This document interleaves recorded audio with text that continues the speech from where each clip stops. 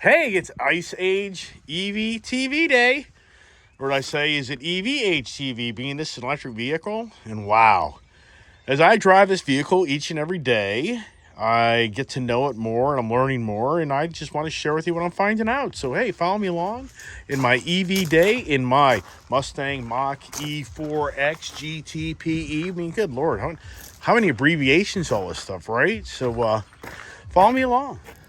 All right, so first thing I'm learning here is, if you look here, I'm leaving my home right now to go out and work out in the field, and 238 miles, that says the range. Well, that's actually not accurate, and it's not accurate usually to your advantage, because what I'm learning about this vehicle is, you drive this vehicle in different environments, and I'm using the one pedal stop and go, which I really like that. I mean, that is so nice. So if you look here, I'm letting off the brake, and the car, of course, it slows down like any vehicle, but the car, if you pace it right, it will come to a complete stop on its own without touching that brake, which that's a really nice feature.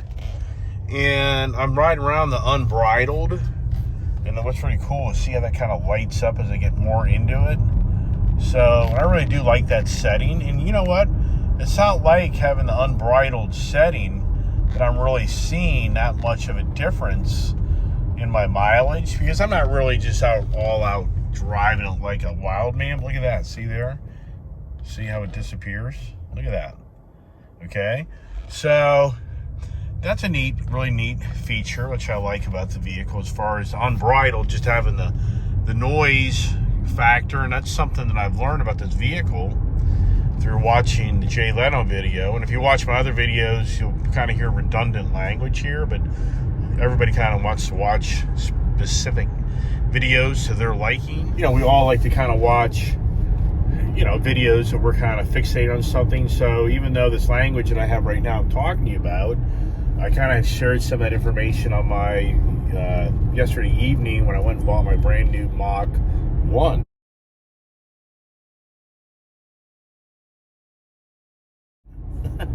My Mach 1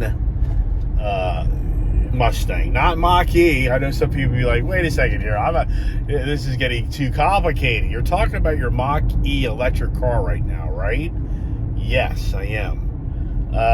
But at the same time, I'm talking about my Mach 1 Mustang that I just recently purchased yesterday evening, that replaces my Bullet that got totaled.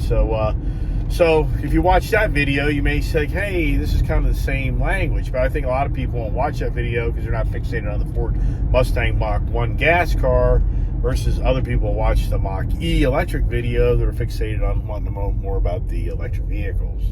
So, and I'm learning something as I drive the vehicle and I interact on the Mach-E forum, which that's a great tool for anybody that's out there that wants to, learn more about the vehicle. It's a really informative, forum that teaches you a lot, and I'm learning a lot. It's really exciting, and it's unfortunate that a lot of people kind of relate the electric vehicle to you being some possible radical green person, and I'm not here to be critical of anybody. That's not who I am in my life. It's not a video being brought to you to be critical of people, but at the same time, it's information where I think it's interesting that others get caught up in a perception of something that they think is possibly radical. And then that's what happens is, oh, you bought an EV vehicle, you're obviously an individual that blah, blah, blah, blah. No, that's not who I am. I'm a person that likes to learn and enjoy, new technology. And that's the way I look at the EV movement. I see the pluses, I see the minuses. That's just kind of how life is with anything that's around us. So the reason I say that is there's a lot of individuals that are the Ice Age mentality. Hey, where'd that come from, right? And they don't want to really break away from that thought. They're just totally fixated on, the electric vehicle is a total scam. It's, it's going to do this, do that. It's a waste of time. I want nothing to do with it, blah, blah, blah. I think that's the wrong position. I think that people should step back and go, here, let me learn about this vehicle, and let me understand this better before you before you make a come to a closure on what you like or don't like. But at the same time, I think it's always great to have an open mind and to try to understand what you're trying to critique. So for me, hopefully this video helps you kind of, evaluate more about the electric vehicle, because it definitely has opened my eyes to a lot of things. And pluses and the pluses and minuses, I guess you could say. So the first thing about this vehicle that, I've learned is I was talking about the range on the vehicle.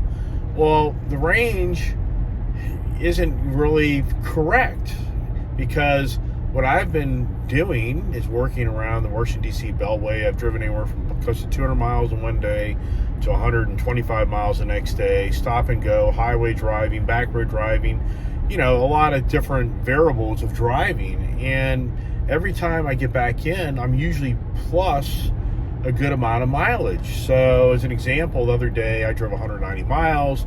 I left my office with 211 mile range, but yet when I got back in, I still had I think 68 miles. I can't remember all the numbers, but it came down to I gained 47 plus miles that day. So even though I drove 190 miles when I left, I drove 190 miles, even though the computer screen said 211 mile range, then that should have meant when I got back in, I had basically 21 miles left of range.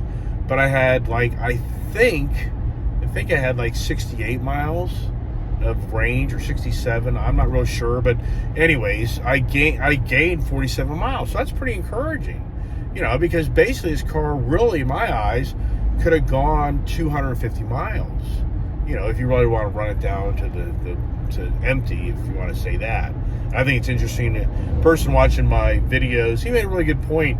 He said, call your pedal, not the gas pedal, the accelerator pedal. Hey, that's a really good idea. I like that. It's yeah, let's call it the accelerator pedal, or the push pedal. But yeah, and that's what you get when you post these videos. People, chime in, and they give you ideas and they explain things to you. And I think that's really great. That's what I like about making my videos. I have no issues somebody saying, hey, you really weren't correct on that. I was telling everybody 0 to 60, 2.8 seconds. And actually I got that from my car salesman, and not calling my sales guy out. But actually, I think at first he said it's 3.5, and I challenged him on that. And then somewhere 2.8 came in. But for the official record, the Mach-E GT Performance Edition, that gets 0 to 60 in 3.5 seconds with an 88 kilowatt battery. So now kind of, giving you a little bit more of a heads up of what I'm learning. So the 2021 model I bought, unbeknownst to me, the 2022 model has already been, rated with a higher battery of 91 kilowatt.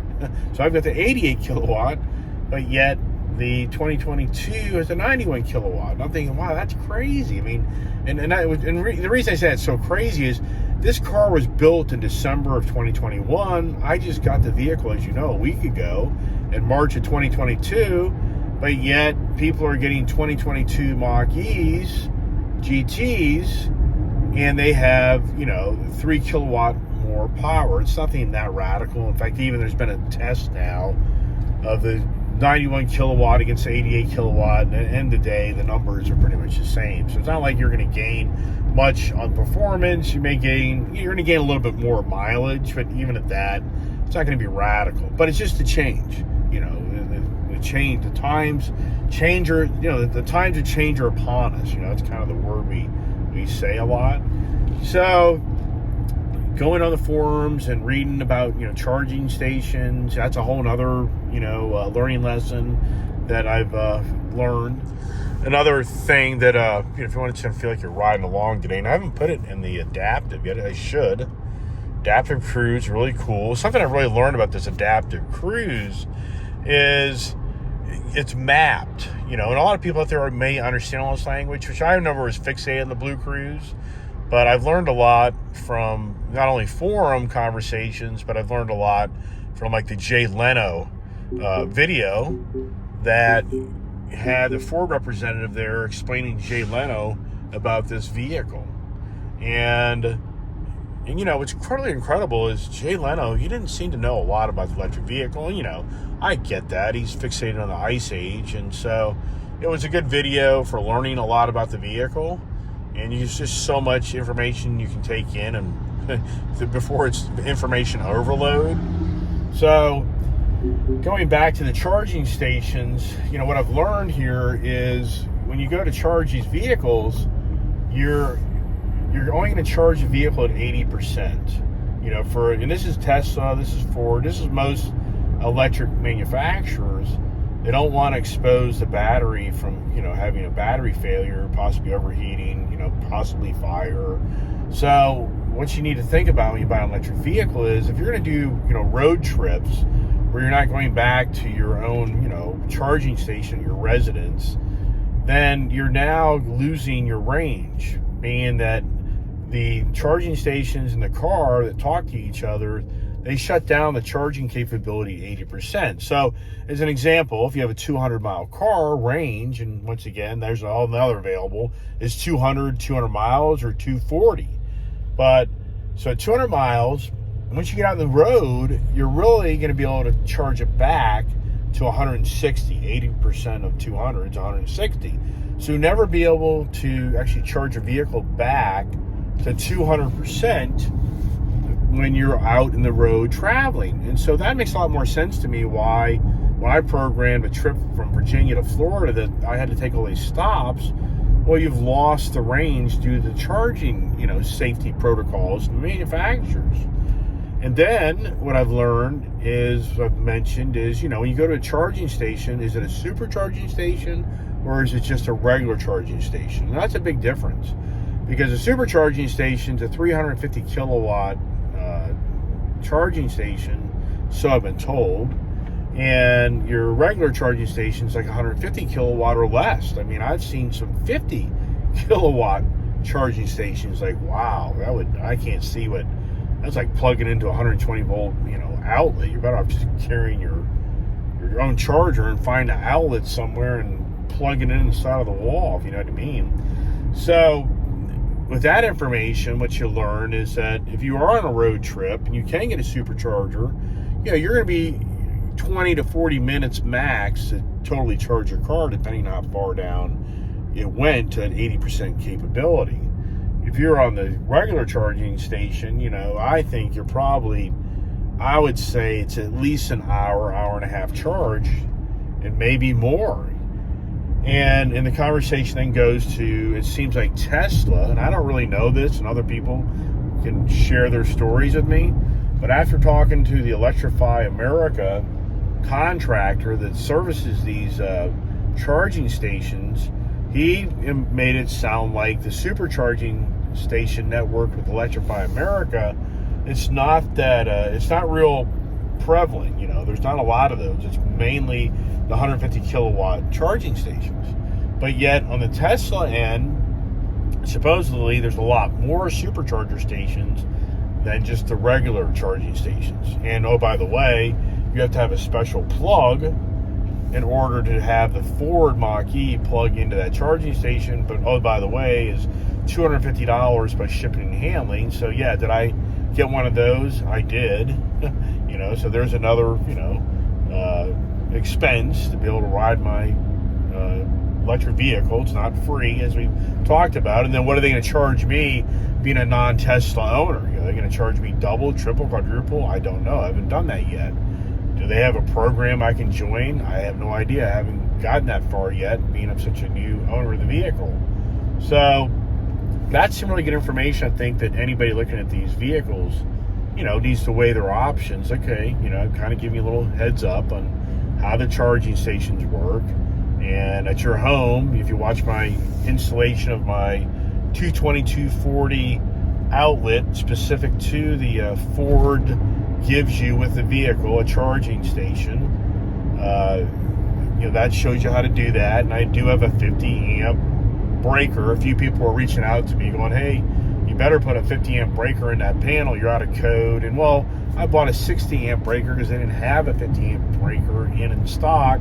And first of the week I went back to Home Depot and they had a 50 amp breaker back in stock, and I swapped it out and gave back 60 amp breakers. I mean, watch that video. It's important that you know, yeah, you better have a 50 amp breaker as specified with the instructions. So for me, the charging at home is awesome. You know, to me, I think this car charges in 6 to 8 hours. Okay, then you say, well, what's the charge for that? And then you have to say, well, if you're charging your car 6 hours a night, 8 hours a night, how much you paying? I don't know. I mean, my electricity where I live is so expensive. Am I paying $5-6? Okay, I don't know. I mean, so I'm not critiquing it that much, because I live on the road. I have a business, and I get deductions for living on the road. You know, I'm getting paid right now 58.5 cents per mile. That's the new IRS tax rate for cars. And so, you know, so for me, I'm getting reimbursed for my expenses to drive a vehicle. Driving a gas car right now, if it's not very fuel efficient, those numbers really aren't fair to you. And I have people work for me, and, you know, they're kind of feeling like, holy crap, it's 58.5 cents ain't great when you're spending $4, $5 for gas. Let's hope it doesn't last forever. I don't think it will. I don't think the gas prices, I think the $3.50 gas is going to be back before you know it. So we get all fixated and riled up about that, even though the media wants to do that to you. The danger of the media, right? So watch that Jay Leno video with that Ford representative that was a key guy in the design of this Mach-E. You know, he gave a lot of good, insightful information I didn't know about. So what's really interesting is these electric vehicles have a 1-speed transmission, and which means this vehicle has 4 wheel motors. Some have 2 wheel motors. This has 4, and you know, once the vehicle takes off, it doesn't go to another gear to change the revolutions of those wheel motors. And so that's very important. And the reason I say it's very important is the wheel motors can burn up. And be like, what? All right, so a lot of people want to race these Mach-E's. They want to, you know, the Mach-E GT is a performance vehicle, so you feel like, all right, I'm going to race that guy in the Mustang. I'm going to race the guy in the Corvette. You know, I'm going to race him off the line. I'm going to beat him. And you will. So 0 to 60 times in this car are very good, really great times. But once you get past 60 miles an hour, 70 miles an hour, at about the 5-second range, everything changes. So apparently from this Jay Leno video that I watched, the Ford representative explains that you get 5 seconds of full power of this vehicle, but in order to protect the battery and to protect the wheel motors from burning up, they basically shut down the full power of this vehicle. And I can kind of understand that, because what they're saying is, if you get this vehicle 120 plus miles an hour and you keep this thing going, you know, those wheel motors can be at really crazy RPMs. I don't know if it's like 23,000 RPMs or 15. I don't know the exact RPMs, but the message I got out of the Ford rep, and I've read on the Ford Mach-E forum, is that what's going on is, you know, the manufacturers are trying to preserve the wheel motors from, you know, going bad, burning up, being ruined, and the thermal energy that's being exposed to the battery pack, so you don't burn your car up and catch it on fire. And I can kind of understand all that, because if you open up full power to this car, you just know you're the person that's going to start doing the crazy free-spirited runs over and over again. And then that's where I think the problem then begins, that you're overheating the battery and overheating the wheel motors, and then that's where the failures come in. So the manufacturer's saying, nope, you know, we're not going to be buying new wheel motors. We're not going to expose the consumer to possible fires from the batteries being overheated. So it's shut down. So anybody that's buying this vehicle thinks you're going to go beat the Mustang GT500, the Red Eye Hellcat. I've owned all these vehicles, still own some of them. You're not going to beat the car, you know, once you get past 60, 70 miles an hour. That car, the Ice Age car, is going to overtake you, because the Mach-E GT is going to shut down on full power. So that was a great, you know, lesson that I learned from watching that video. And then the other thing is, which is really intriguing, is the Ford representative said, hey, when you hear that engine noise, okay, you know, when you hear that noise in this vehicle, it kind of resonates like an exhaust note. Okay, so you maybe heard that noise. It's not radical, but that is not actually piped in per se to the vehicle, meaning that sounds like a created noise.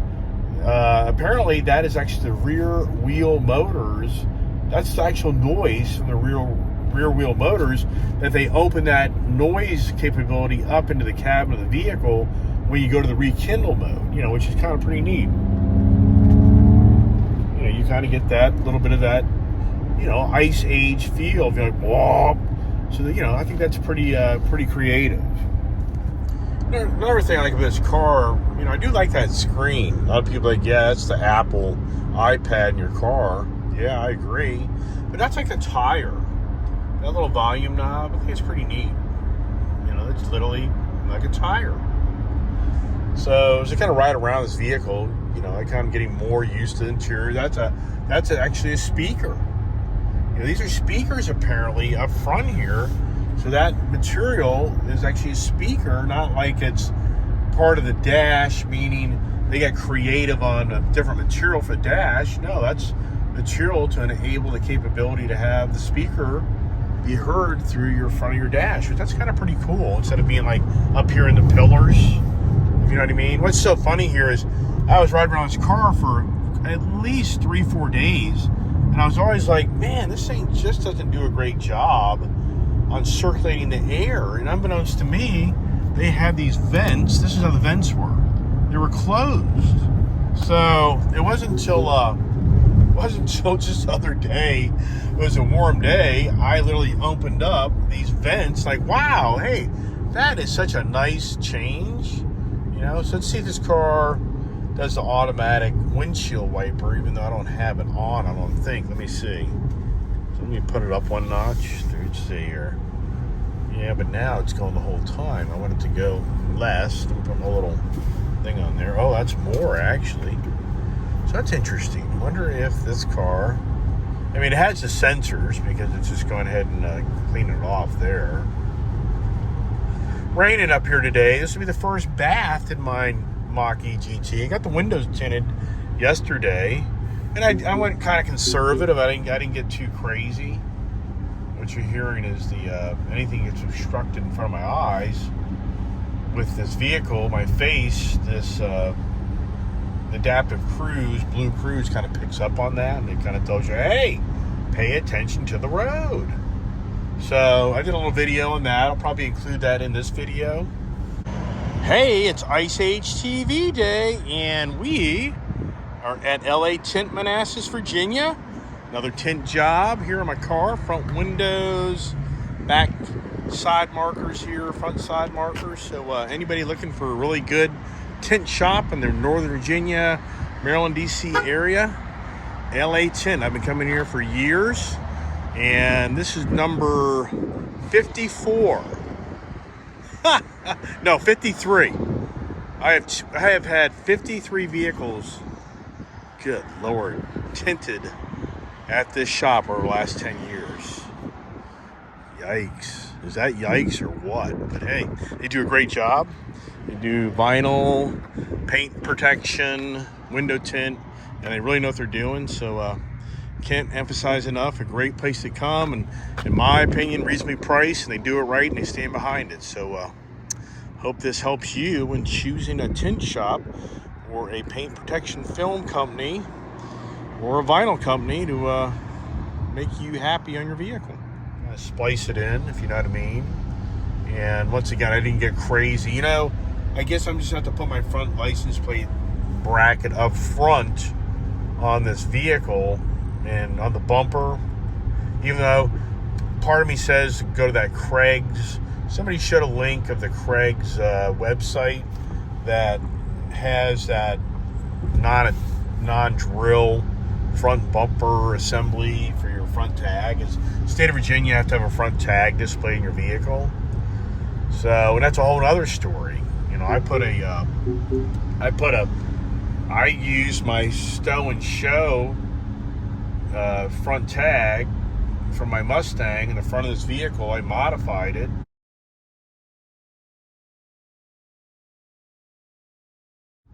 And sure enough, I'm thinking, wow, I just saved myself a bunch of money. Because get this, to buy that Stow and Show part, to actually attach it to the front, is $50.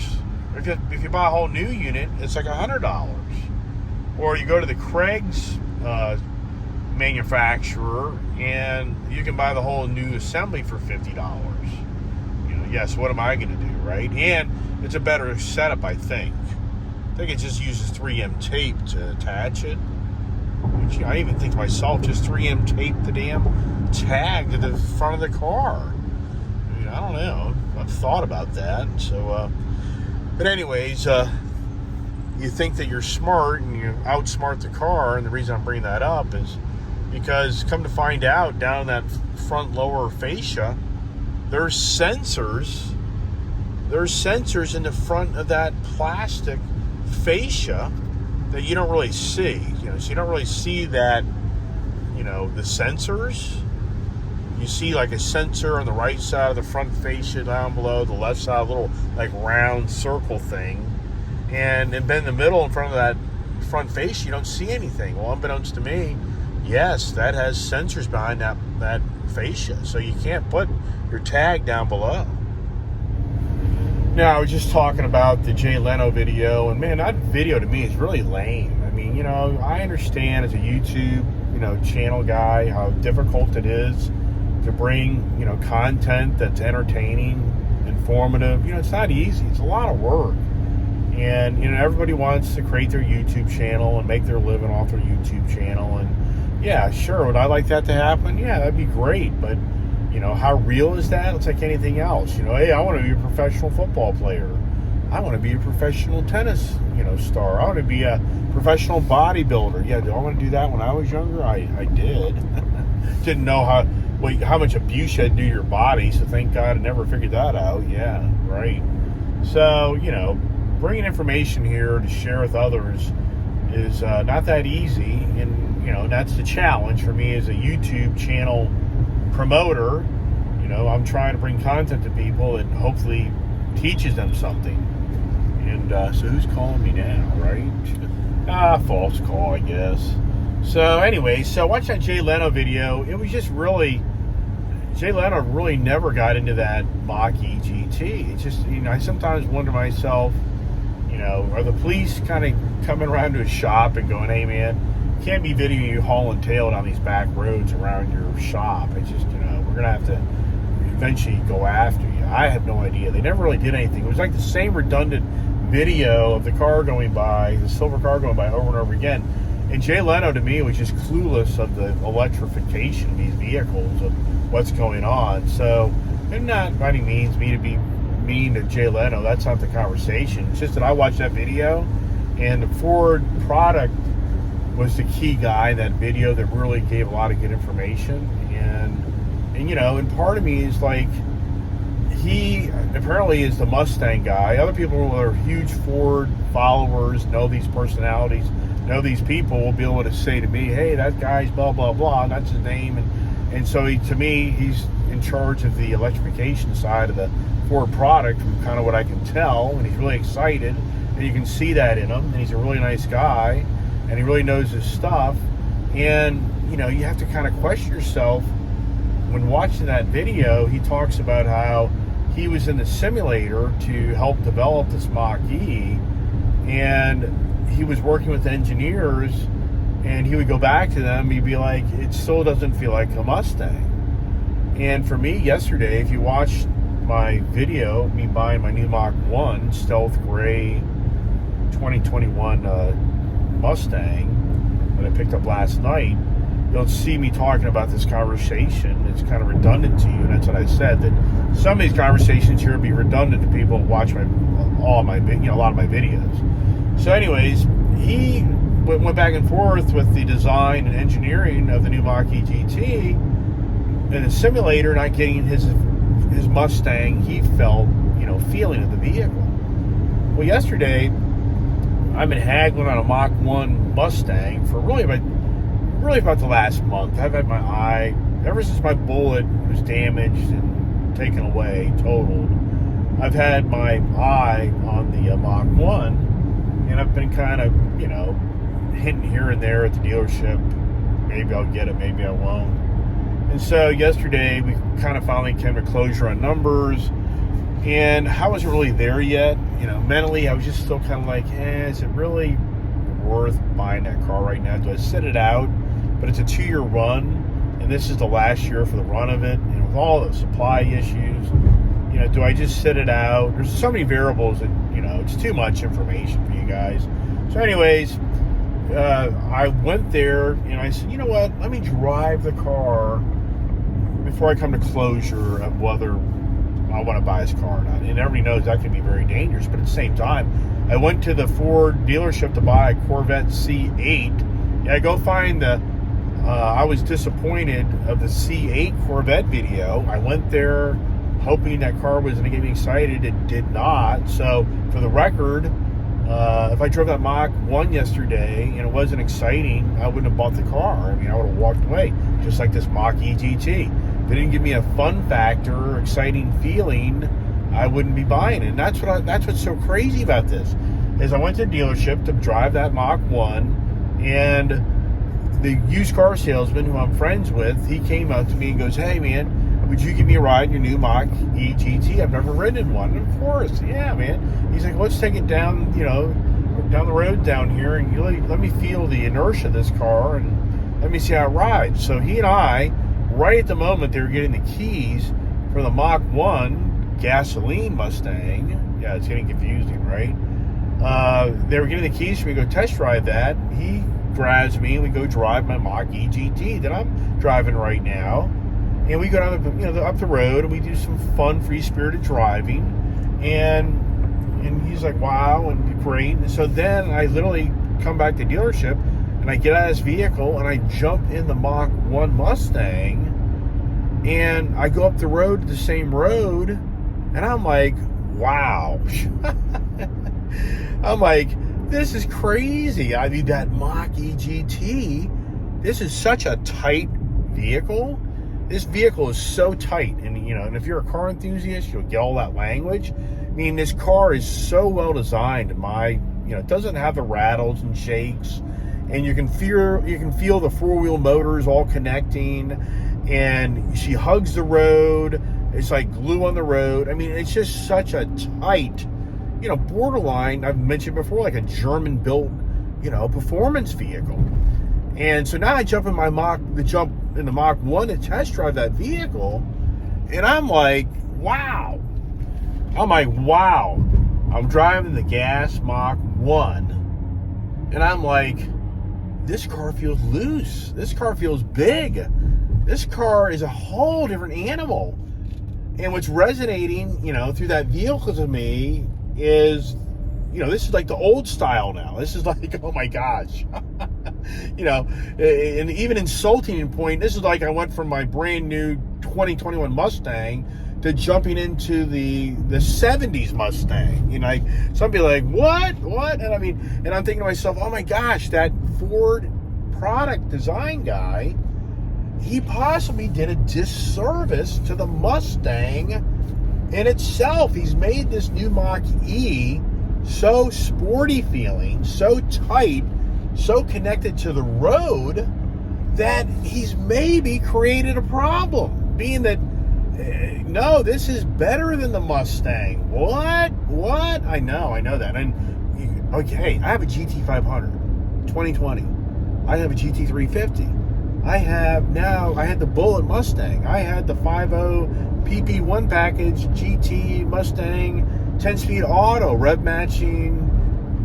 Active. So yeah, no way. I don't even want to say it. I do. Oh, the Mach-E rides better than the GT500. Well, I'm not going to go to that's a whole different ride experience. But my Mach 1, as I'm driving this down the back, down the roads, and I was just in the GT Mach-E, I'm like, holy crow. Wow, this is crazy.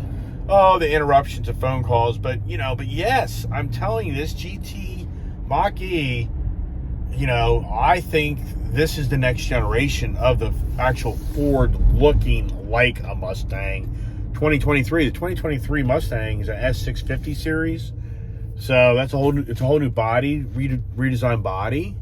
Is it, does it now have architecture off the Mach-E? I mean, I think that would be pretty phenomenal personally. I mean, to have an actual Mustang looking vehicle, to have this type of capability, that would be really, really nice. Because as you know, to me, this is not a Mustang as far as the way it looks. I mean, it's a good looking car. I like the looks of it, but it's not a Mustang Mach. It's not a Mustang body. You get what I'm saying? So, oh boy, just lots of information, and as I talk to everybody through my video, just so much information shared. Sometimes it becomes, I think, over information.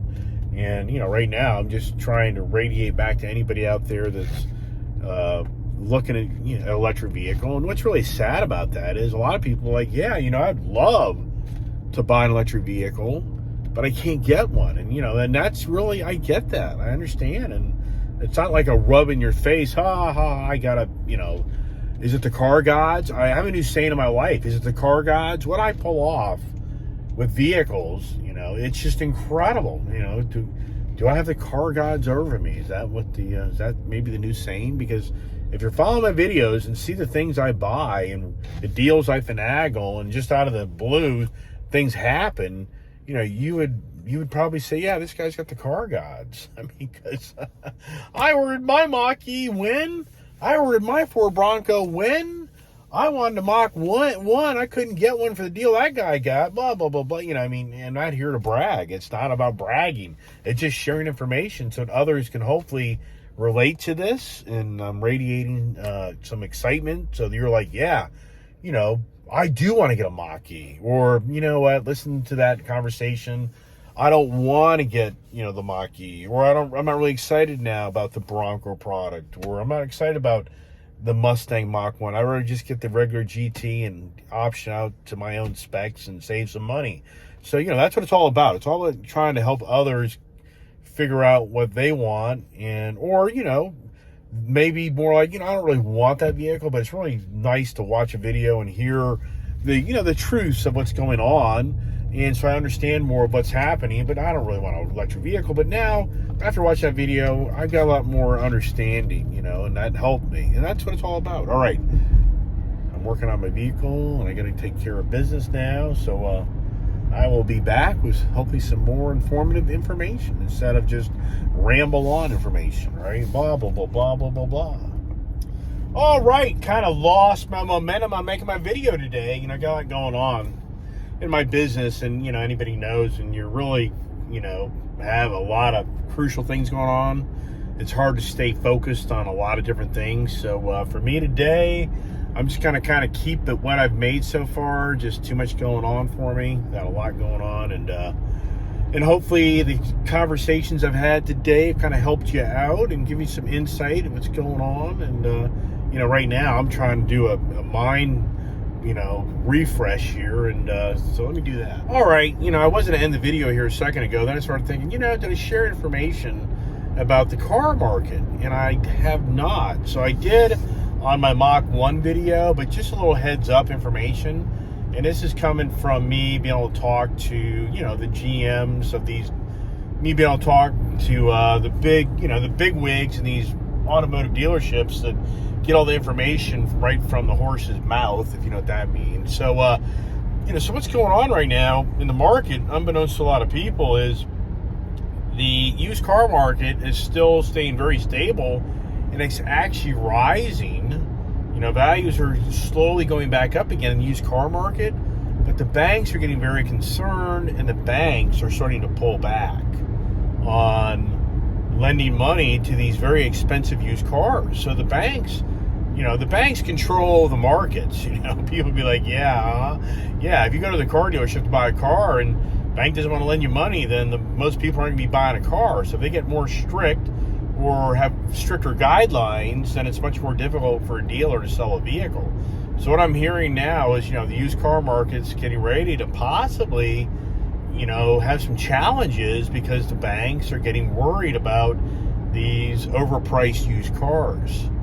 The next thing is the market for getting new cars is very challenging. It's worse than it was actually than last year. So the new car production is, really down. And to the point that the dealer I deal with, they were supposed to get like 300 plus new cars, and they're going to actually get maybe 23 new cars. And, so in the chip shortage, I've talked earlier about how these cars are sitting out in fields and the manufacturers can't get chips in them, and they're being shipped to dealerships, and there's major issues of rat and mice infestation of the vehicles, eating the wiring. And then the manufacturers now are wanting to start shipping vehicles without all the chips in them, with the promise that the dealership will install the remaining chips once those become available.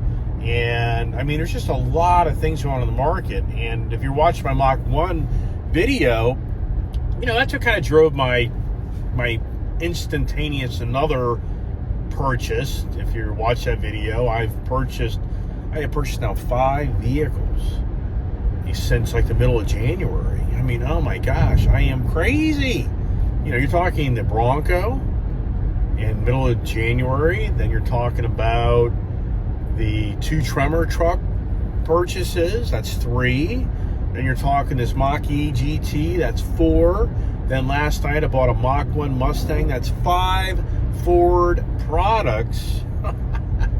Even for me, I'm like, oh my gosh, am I crazy? Yeah, I'm crazy, because I'm the guy that started saying about a year ago that I think that the challenges in this economy are going to start kind of showing some colors people don't like because of the pandemic related challenges, and the government assistance has been turned off. So I have been preaching that, I think you better be prepared for maybe some challenging times financially. Now, we're not really seeing radical things going on at this time, but who the heck would have predicted this crazy inflation? Who would have predicted these crazy gas prices? Who would have thought that, you're now going into your shortly second quarter of 2022, and the car dealerships are in the worst shape ever of getting new car product. So there's a lot of things going on today in the car market that, they've had a heyday. The car market has had an incredible heyday of profits. But is that getting ready to change? Our car dealerships, I know right now for a fact, a lot of these car dealerships, these car salespeople are going and finding second jobs. Not because they can't sell cars, it's because they can't get cars to sell. So truly interesting times. That's kind of the saying I have a lot now, is I think we're in really interesting times in this country. And now with the Fed raising, having a plan, I thought it was 5 rate hikes, 7 rate hikes. 7 rate hikes. Last night I was talking about 5 rate hikes. That could be a 2.5%, rate increase by the Fed between now and the end of this year. That's going to be a huge impact on borrowing money. So there's a lot of things going on. And the reason I'm saying this to you is I crossed the bridge and picked up the Mach 1 because I'm on the page, man, what's the future? It's very hard at this point with so many variables going on it's very challenging at this time to really get wrap your head around how are things playing out 6 months from now. And for me, I'm kind of on the page of my Godzilla truck. I'm not embellishing here. I got close to what I paid for that truck, even though it had a damage on it from another whole story with, anybody who follows my videos, you'll know that story. But yeah, nothing major, but it has some damage on it. And they gave me premium price on a truck because they need trucks. But at the same time, it's a gas truck getting 10 miles a gallon. So I'm on the page that I went and moved forward to get that Mach 1 because I had thoughts of, okay, number one, if the gas prices do stay kind of relatively higher than they've been, then who wants a 10 mile per gallon gas truck? Big ass truck. I don't know. I mean, does that really play out? I don't know.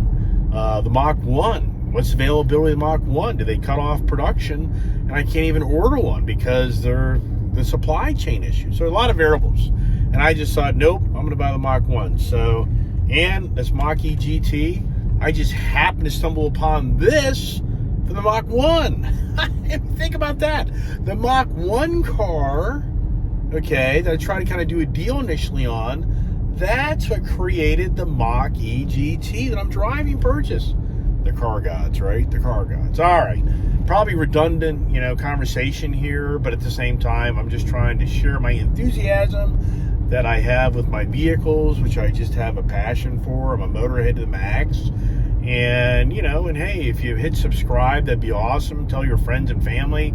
I can only hope I just can share some stories that can relate with people and hopefully get a little entertainment out of it at my expense. That's why I used to tell people when I travel on my dad, you have no idea who my dad is. And oh my gosh, you would actually appreciate my father. And I used to always comment when I go around with him and said, he will have fun with you at your expense with others. And if you kind of understand that, then you kind of get that. So anyways, coming back in, got a ton of things to do, and man, I got to get my Mach 1 kind of all personalized for me, if you know what I mean. And I really appreciate everybody watching my videos, and I appreciate everybody's nice comments. You know what? And you know what's crazy is I'm running into a lot of people I know, and I just hear a lot of conversations these days how people are getting really nasty and mean, and it's really unfortunate. We don't need that. And what's driving that today? My videos, I like just to be upfront about what I feel and think about, but it's not a personal attack against anybody. I have a very open mind in life, and I really wish the best for everybody. I'm not the type of person that has been successful on wishing harm on others. I've had incredible success on wishing the best for others. So hope you enjoy my video and have a great day.